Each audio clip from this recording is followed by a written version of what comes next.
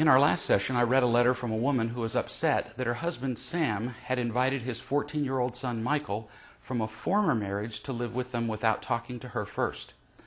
I suggested that we tend to make our decisions backward.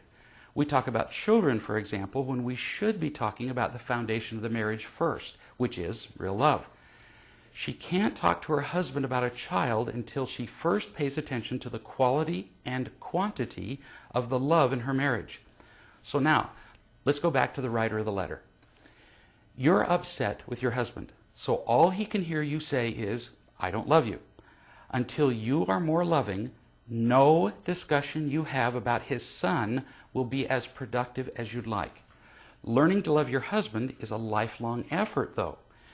Read the book Real Love. Watch the DVDs, The Essentials of Real Love.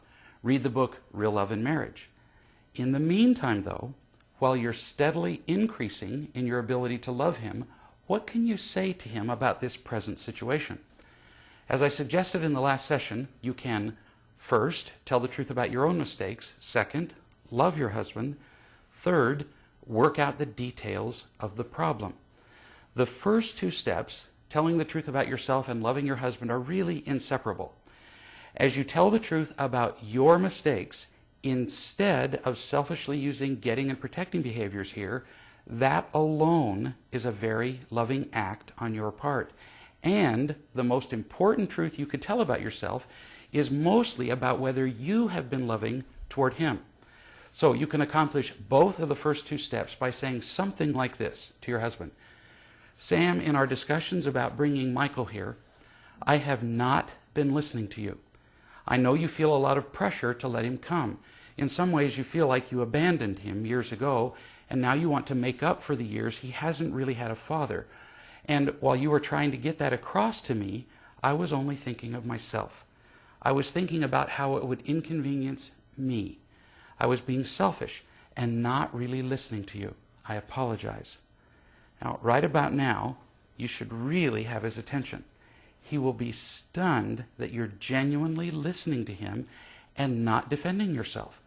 Now you can begin to talk in a sensible way about how you might have Michael come to live with you. You're still not obligated to do anything. But if you're being loving toward your husband, a genuine discussion becomes possible.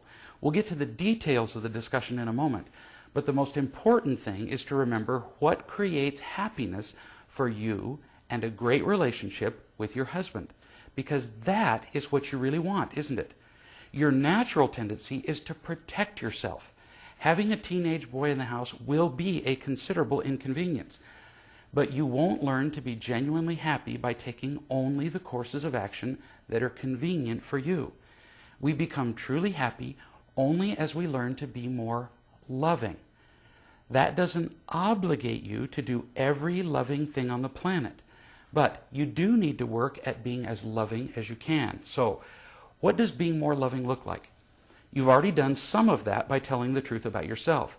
You can do more by working out possible details of Michael's coming to live with you. We'll talk more about that in our next session.